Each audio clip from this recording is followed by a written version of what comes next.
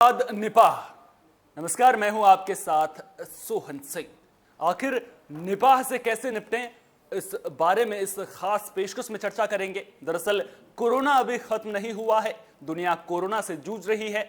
इस बीच केरल में Nipah virus से हुई मौत ने सरदर्दी बढ़ा दी है। कोझिकोड में 12 साल के बच्चे की मौत हुई है और इस बच्चे में निपाह के संक्रमण की पुष्टि हुई है, जिसके बाद केंद्र सरकार भी एक्शन मोड में आ गई है और national centre of disease control की एक टीम को केरल भेज दिया गया है। हालांकि राज्य सरकार का कहना है कि घबराने वाली कोई बात नहीं है, लेकिन क्या आप जानते हैं कि निपाह बेहद ही खतरनाक वायरस है। आखिर ये फैलता कैसे है, इसके लक्षण क्या हैं, एक एक करके आपको ग्राफिक्स के जरिए समझाते हैं। सबसे पहले बात इस वायरस से कैसे निपटें उसकी करेंगे और सबसे पहले आपको इसके लक्षणों के बारे में बता देते हैं कि आखिर इसके लक्षण कौन कौन से हैं। तेज बुखार, खांसी, सांस लेने में तकलीफ जो होती है, जो संक्रमित मरीज होते हैं सबसे पहले उनमें ये दिक्कतें सामने आती हैं। सर दर्द, मांसपेशियों में दर्द की शिकायत होती है। एंसेफेलाइटिस जैसे लक्षण दिखाई देते हैं और आपको बता दें कि एंसेफेलाइटिस होने पर दिमाग में भी सूजन आ जाती है। शुरुआती दौर में सांस लेने में दिक्कत होती है।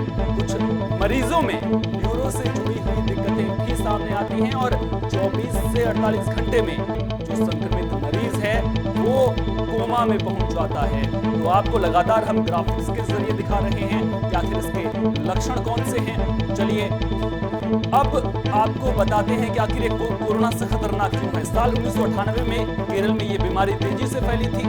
वायरस की चपेट में उस वक्त 265 लोग आए थे। अस्पताल में भर्ती 40% मरीजों में गंभीर नर्वस बीमारी के चलते मौत हो गई थी। ये फैलता कैसे है वो भी आपको हम लगातार दिखा रहे हैं ग्राफिक्स के जरिए। इन्फेक्शन की चपेट में आए चमगादड़ों, सुअर और दूसरे इंसानों से ये फैलता है। मलेशिया और सिंगापुर में सुअरों के जरिए ये फैला था। पहली बार मलेशिया में सुअर पालने वाले किसानों में इसके लक्षण मिले थे। भारत और बांग्लादेश में इंसान से इंसान में फैलने का खतरा ज्यादा रहता है। बंगाल के सिलीगुड़ी में 2001 और फिर 2007 में ये बीमारी सामने आई थी। निपाह वायरस से बचने के उपाय भी आप देख लीजिए। खाना खाने से पहले और बाद में हाथों को अच्छी तरह से धोएं और इसके अलावा जो दूषित फल होते हैं उनको खाने से बचें, क्योंकि दूषित फलों को खाने से इस बीमारी के होने का खतरा ज्यादा बना रहता है। दूषित खजूर और आम से भी दूरी बनाए रखें। इन चीजों से परहेज करें ताकि आप निपाह से बचे रहें। जो संक्रमित मरीज है उससे दूरी बनाए रखें, क्योंकि इंसान से इंसान में फैलने के भी कुछ केसेस सामने आए हैं। और आपको बता दें कि अगर किसी की मौत निपाह वायरस के संक्रमण की वजह से हुई है तो उसके शव से भी दूरी बना के रखें। और लक्षण एक बार फिर से आपकी स्क्रीन पर आप देख सकते हैं कि कौन कौन से वो लक्षण हैं जिनके जरिए निपाह वायरस के जो शुरुआती दौर में पता चलता है कि शुरुआती दौर में ये कौन कौन से लक्षण होते हैं जिनकी वजह से निपाह वायरस के बारे में पता चलता है। वो भी हम आपको लगातार ग्राफिक्स के जरिए स्क्रीन पर दिखा रहे हैं। और आपको बता दें कि जो निपाह वायरस होता है वो कोरोना से ज्यादा खतरनाक इसलिए है क्योंकि भले ही इसके जो संक्रमण की दर है वो कम है, लोगों इंसान से इंसान में कम ये फैलता है, लेकिन आपको बता दें कि जो इंसान इससे एक बार संक्रमित हो जाता है तो फिर उसके बचने के चांसेस कम रहते हैं। 70 से 80% जो मरीज होते हैं उनकी निपाह वायरस की वजह से मौत हो जाती है। अब आपके मन में सवाल उठ रहा होगा कि आखिर जो कोरोना वायरस है और निपाह वायरस है ये दोनों एक दूसरे से अलग कैसे हैं।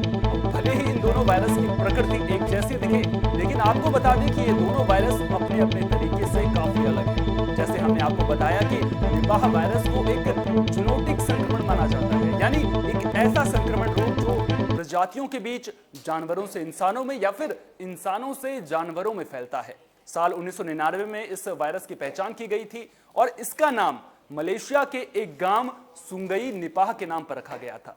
इसका संक्रमण सूअर, फल खाने वाले चमगादड़, कुत्ते, बकरी, बिल्ली, घोड़े और भेड़ से भी हो सकता है। माना जाता है कि चमगादड़ों में यह वायरस प्राकृतिक रूप से पाया जाता है, लेकिन उनमें संक्रमण का कोई भी लक्षण नहीं दिखता है।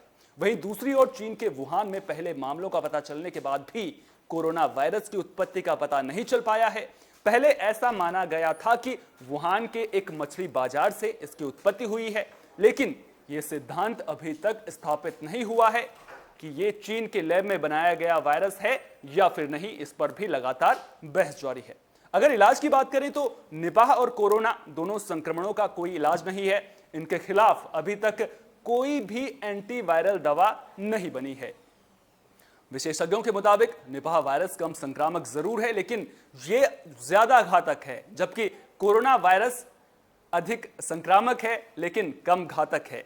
निपाह वायरस से संक्रमित होने वाले लोगों में जहां 40 से 75% तक की मौत हो जाती है, जैसा कि हमने आपको पहले भी बताया कि लगभग जो 75% संक्रमित मरीज होते हैं उनकी मौत हो जाती है, और जो ये आंकड़ा है वो 40 से 75% के बीच में है। वहीं कोरोना वायरस की बात करें तो इंसान में ये ज्यादा फैलता है, लेकिन इसमें जो मृत्यु दर है वो बहुत ही कम होती है। निपाह और कोरोना वायरस के अगर लक्षणों की बात करें तो इसके लक्षण भी काफी कुछ एक दूसरे से मिलते जुलते हैं, जिसमें बुखार, गले में खराश, सरदर्द, खांसी, थकान, सांस लेने में तकलीफ जैसी जो लक्षण हैं वो शामिल हैं। लेकिन निपाह में मांसपेशियों में दर्द और एंसेफेलाइटिस जैसे लक्षण भी दिखते हैं, जैसा कि हमने आपको पहले भी ग्राफिक्स के जरिए दिखाया था कि आखिर जो निपाह वायरस है उसके लक्षण क्या है। तो कुछ लक्षण कोरोना से मिलते जुलते जरूर हैं, लेकिन इसके अलावा मांसपेशियों में दर्द और एंसेफेलाइटिस जैसे लक्षण भी इसमें दिखते हैं, जबकि सूखी खांसी, स्वाद और गंध का चले जाना कोरोना के सबसे आम लक्षणों में है। कोरोना और निपाह वायरस दोनों के संक्रमण का पता लगाने के लिए RT-PCR टेस्ट का इस्तेमाल किया जाता है। अगर कोई व्यक्ति संक्रमित है और उसमें लक्षण दिख रहे हैं तो उसे ये टेस्ट जरूर कराना चाहिए। तो ये तो रही बात कोरोना और निपाह वायरस में समानता की कि आखिर इन दोनों वायरस में समानताएं क्या क्या हैं, वो कौन से, चाहे बात लक्षणों की हो चाहे बात इलाज की हो, वो कौन कौन सी दिक्कतें हैं जो लोगों को झेलनी पड़ती हैं, वो कौन कौन से लक्षण हैं जो लोगों में दिखाई देते हैं। अब बात कर लेते हैं कि आखिर बचना कैसे है। अगर निपाह से संक्रमित कोई भी मरीज आपके आसपास में है तो उससे आप बचेंगे कैसे, सावधानियां क्या बरतेंगे, ये अपने आप में बड़ा सवाल है।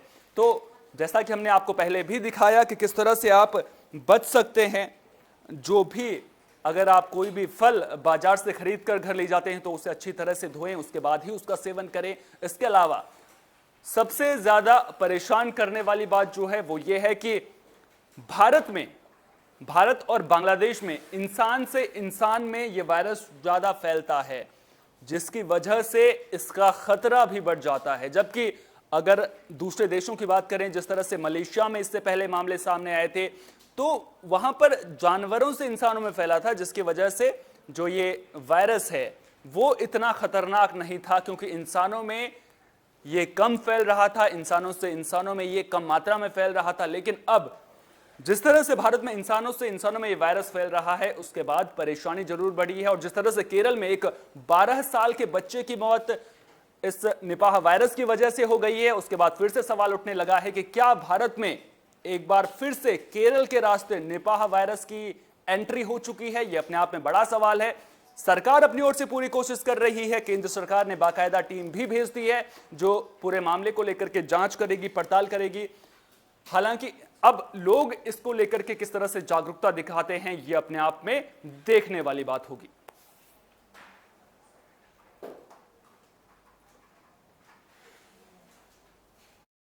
इस खास पेशकश में हमने आपको बताई निपाह और कोरोना वायरस के बारे में जो कुछ भी समानताएं हैं उनके बारे में हमने आपको बताया। इसके अलावा हमने आपको बताया कि आखिर निपाह वायरस के लक्षण क्या हैं। साथ ही साथ आपको यह भी बताया कि अगर कोई आपके आसपास निपाह से संक्रमित मरीज है तो फिर आपको अपना बचाव कैसे करना है। इस खास पेशकश में फिलहाल के लिए इतना ही। दीजिए इजाजत। नमस्कार।